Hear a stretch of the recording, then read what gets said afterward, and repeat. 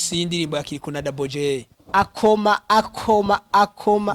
abahungu bane Trezo Rap Boy akoma Billman Boy akoma umuhungu w'Imatongo abose yarabakomye indirimbo yajitwika indirimbo yakunzwe igihugu cyose indirimbo yakunzwe n'abantu bagiye batandukanye yo remix ndongo yitwa Kyo yo ni Kyo mu nyuma indirimbo yasokanye amasanamu mu nyuma araza n'indirimbo bitwa umusirikare kazi biraboneka neza yuko ari umukobwa afise impano muri hip hop akwiye gushigikirwa akwiye support indirimbo umusirikare kazi yaje vyifatamwe neza indirimbo na je nakiriye neza indirimbo n'abandi bakiriye neza indirimbo narayipostinze ndabona yakiriwe neza umuririmbyi kazi Davis Morris arafise imana mu nyuma yaho aragarutse vuba cyane nubwo mvuga ngo yarabanyoteje mu ndirimbo yabonetsemwe abarundi kazi beshi indirimbo yiswe ngo nambare natwe abakenyezi turashoboye yasohotse muri kijya gihe imwijya misi yahara abakenyezi ya itariki yo 8 zo kwa gatatu kuri Journée Internationale de la Femme sivyo nimba ndabivuze neza abazi igifaransa muragerageza kuntahura nuko nyene sawa indirimbo yaje irimo Davis Morris niwe murapeze wenyene yararimwo cenda kivuze ko ndacumva bane namawe muraperi kazi wenyene yaje aboneka mu ndirimbo kandi biraboneka neza yuko yinjiye indirimbo yameze nk'igihinduka tuvyizere nuno munsi aza kwidukorera muri ziraje tubamenyesha ko muri ziraje atari wenyene ari kumwe na Shani Queen na DJ NC hariya muri Holy Star DJs nihenze nukuvuga rero Davis Morris courage ikintu two gusaba reka kutunyoteza urashoboye ya cyane gose urashoboye kandi niwe dufise uzohangana inge twumva abaraperi mwohangana muri Tanzania hariho bita ntuze ya Rosary hariho ba Gigmane hariho ba Chemical nambari Chemical urumva abona baririmbye tukeneye kuguza kuri stage bahangane muri Tanzania noneho nimba yaje azi yuko abifata nk'umwuga kandi azi yuko ari ku kivi bajya nabantu bato cyane kandi batanakandi jamupetarazi kuri jamupetitarazi kabisa arabiza ahubwo reka basi tumwifurize guhangana na Fabirove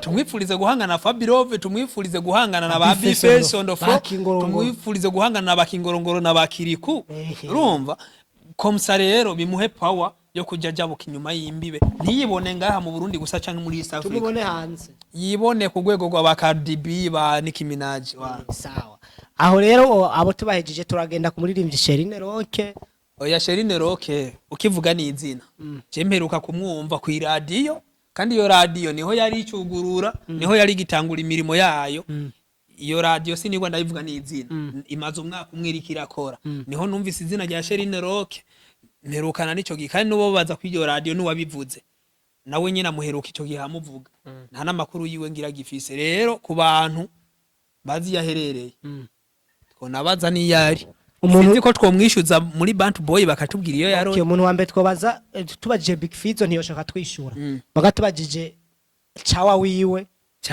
chawa wa Big Fizzo Big Fizzo ni Mr.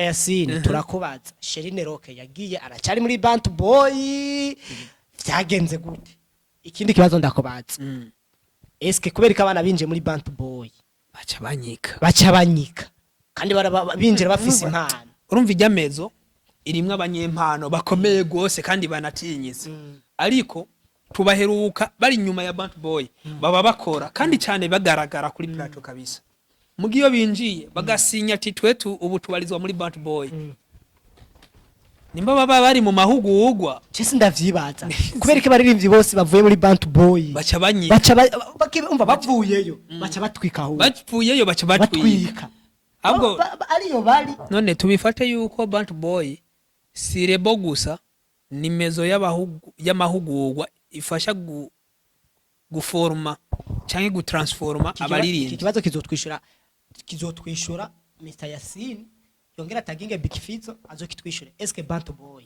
ni rebo cyane ni shure yigisha umuziki winjira ukiga ukuntu bawukora hamugasohoka Dramati Dramati tuzi yuko yaje ava muri Bant Boy. Imbere yuko aza muri Bant Boy twari tumuzi kuri za Vovota n'izindi kandi vraiment yabikora fresh. Agiye muri level ya Bant Boy. Kimya turabura mu peti yo yagiye kabisa. Avuyeyo. Mwaraja heriya barabika kabisa. Nimba yari mu mahugurwa avuyeyo. Dramati rero yaje atakiri Dramati gusa yaje ari Baby Killer. Urumva? Ako kanura kumva. Dramati yamye ari Baby Killer kuva kera witonde. Uretse nivyo rero. Ho urumva hace yaza ko rero hariko nakandi kagrade kakabiki. Urumva? Rero tuca tumenya re Band Boy ni nzu y'amahugurwa ntikiri lebo. Kuko turavye ba Musamaria Daniel duheruka basinya. Musamaria Daniel ndamuheruka indirimba Musamaria Daniel ndamuheruka igihe atwaye Izere Award première edition yo mu Rumonge. Amahera rero yarose mu gihe Izere Award yaciye avuga ati nkeneye gusinyiranira na Band Boy. Acarinjira Band Boy. Kuva yinjira Band Boy fise indirimbo imwe ya Musamaria yamaze gusohorera yo maze kumva indirimbo bitwa Toto Town. Nta video yayikorewe na audio gusa urumva. None ikibazo dusigara na Band Boy baduha umuco ikora gute? Je nakubwiye ko ari inzu y'amahugurwa ihugura abaririmbyi ha formation abaririmbyi. Sherine Roke twamubonye mu ndirimbo imwe yatwitse. Sinzi ko ari no mu Burundi rero ico kibazo ca Sherine Roke nimba ari umuririmbyi nimba agomba kubigira umwuga nakore Band Boy mufashe nkuko yamwiyemeje aje mu mwuga tuvuge erega Band Boy ico yiyemeje kumukorera irikira gikora kuko wo bimenya gute ko itarikira gikora iki rero usanga ari mu mahugurwa kugira azoze rero ari Sherine Roke. Sawa reka tuvyitege twitege Musamaria Daniel nyuma yo kuva muri Band Boy ko azoba je nka Dramati azoba je nka Jena kiriko nashoboka je nivyo twakwizera rero Mr Yasin karibu cyane. Ico kibazo no kuri ico kibazo ni wewe tugikesha kuko ni wewe ubazwa makuru yo muri Band Boy. Yesa tubihuriza ya okay kuri shene no tumuhejeje abaririmbyi dusa nababamaze duhereze kuri Vania Ice je nta Vania Ice ntagirikira kimwe mu je reka mvuge Vania Ice tumubaza Bface. Vania Ice Chevre mandamwankuraje amazimisa igikorwa bakoranye na Bface gute amazimisa nyemeza je igikorwa bakoranye na Bface gute oya ikibazo igikorwa bakoranye na Bface on the floor Bface on the floor mino misi ifite ikibazo cyo gusora indirimbo no kwigira mu mahanga nyina kemeza sikibazo cha Vania Ice mugani we yamutumenyesheje sikibazo cha Vania Ice arabizi cyane mugabo wo mubaza makuru yiwe ngira yo yamenya wewe. Vania Ice nta makuru yiwe dufise. Vania Ice n'imbuga ziwe ntibazikoresha neza niyangora neba ririmbye mu Burundi kazi ntibazi gukoresha imbuga ega kwidanda tuvuze kwidandaza umva mu Burundi twamaze guha ijambo kwidandaza yuko umengane bajya bakobwa baja ku muhanda bakidandaza kugenda mu mahoteli siko bimeze kwidandaza kuri Facebook biratandukanye. Urumva umu artist umaze kwiburirwa umuririmbyi umenya yuko kuri social media ugumugaragara nabishasha urumva yaba base yaba marketing yaba publicity mugabo kandi ifoto nziza pana za foto z'amatelefone none wozana ifoto zinuze ya za gatoroshi arabaririmbye mazi misi je mbona bifoto z'amatelefone n'amatelefone ubuntuzeya bwabo technology wite arubu telefone y na y true za telefone zo ifoto imwe gufoto yice yandika kwiya gufoto ipfuma basurondera iPhone ari ika kwandikira ngo y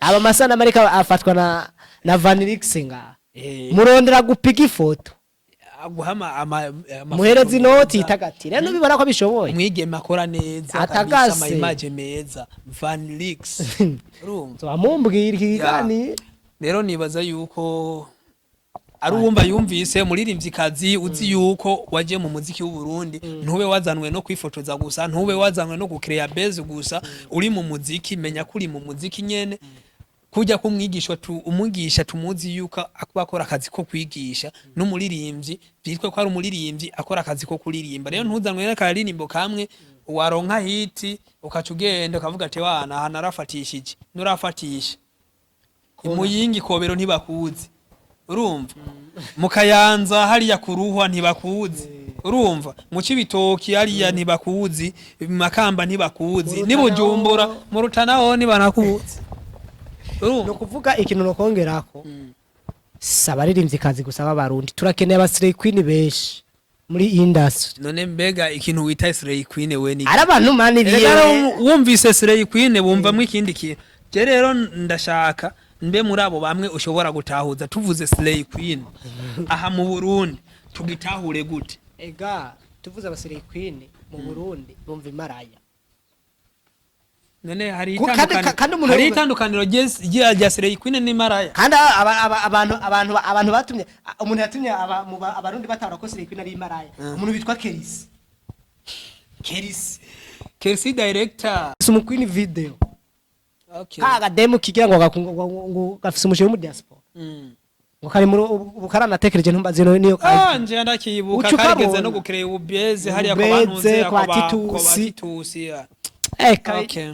No kuvuga rero Slay Queen bitandukaniye he no kuba imaraya. Biratandukanye cyane boy. None Slay Queen se kwidandaza. Umva ni kwidandaza nibirimo. No kwidandaza kuri social media. Dukene mu Slay Queen dushobora gutuma diri kanaka. Company ishobora kugira ngo company ikwizere. None basi Slay Queen nimba bitandukanye no kwitwa imaraya.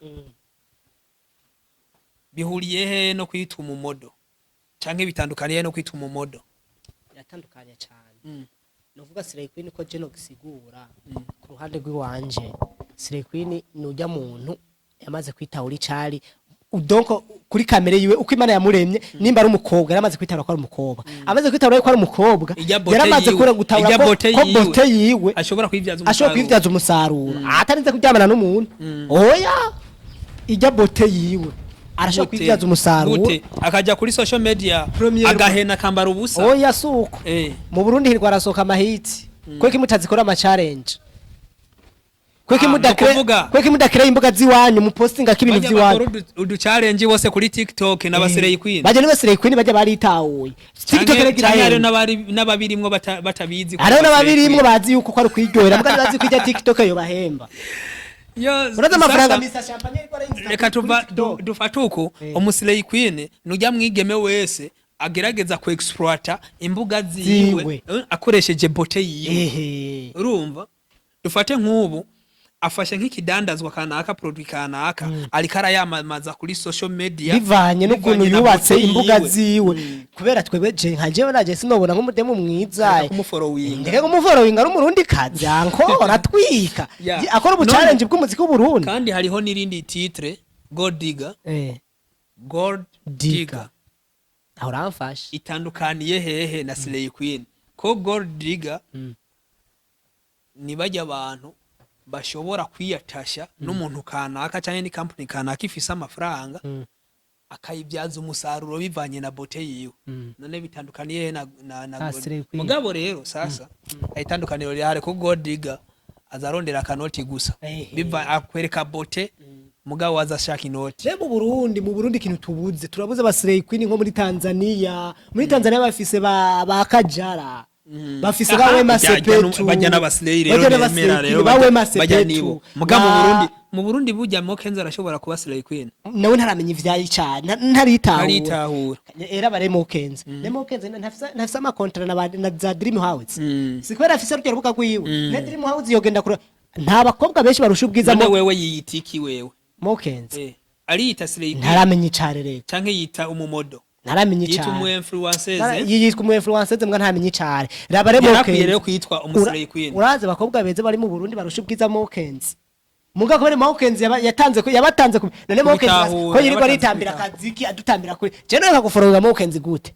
ahubwo nk'abantu batarafonga Mokenza n'abasi urabona arabibyaza umusaruro kinjira mu Dream House nuko abamaze kubona ko akurikiranwa cyane uri umukobwa ukurikiranwa cyane nta kiraka wobura abakobwa nibo baba duha ubuzima nibo bafise ama TV online rero tugiye bako tunabahanura uzi yuko uri umukobwa ukoresha Facebook, Instagram, TikTok, Snapchat ukaba utaramenya kwidandaza no kudandaza iyo bote yawe ngo ubibyaza umusaruro hazemwe akanoti waracerewe cyane izo mbuga iyo buke izo buke kamera gere kamera woman nawe ngaho aciye yadukara twenga ifo yuko umumenye izo buke mugura muri ko muzikisha oya bazi tubaze nko mu kameramani uwo mu kamera wumeni wacu none basi nk'umuntu yo gukenera yo gutora he kwatara bugufise ari nago arafise Facebook arafise Instagram arafise TikTok oya iyakoresha cyane ni TikTok Vanlix muje kuri Vanlix mu following yego no muzenda keye urubuga nabifuza kumuha amadiri y'amafoto meza amavideo nziza zisukuye bamuhamagara atwike none murazi yuko mu Burundi dukikenye aba director cyangwa aba photographe beza babigeme abakenye mugabo aba DJ babigeme ni bake n'ababikoze baca bijabukira yesa ewana twari tukaganiye twari tuyavuze kandi murakoze cyane abo tukoranye muri kino kiganiro Vanlix camera woman ari nyuma ya kamera gumatwenga cyane umukobwa mwiza nawe we AMOS Kelly the one known in town ndetse n'abazokumviriza kino kiganiro bahabwa intebe y'imbere cyane turabakunda cyane yari promoter de la capitale na AMOS Kelly the one known in town kiganiro cyane mukunda twama twabikoze ngo twama twakebuye abaririmbyi benshi atagwanko rurimwo ari kugira ngo twese turondere target twese n'amafaranga nta muntu afite target y'inza urumva uyu mwaka wa 2023 no gukora ivyunguka uzi yuko atari vyunguka ntuzu namamagara ntigishoboka na phone cya nkupa cyane cyangwa gushira muri liste noire none uri kuramvurugira ubwenge izi buke twiruka tuzactiva kugira ngo ducatinge gusa no gusange ni wawe tukayaga cyangwa ukansanga muhira tukayaga mugabo iyo turi kuri social media tuba turiko tukorera kanotisha yaga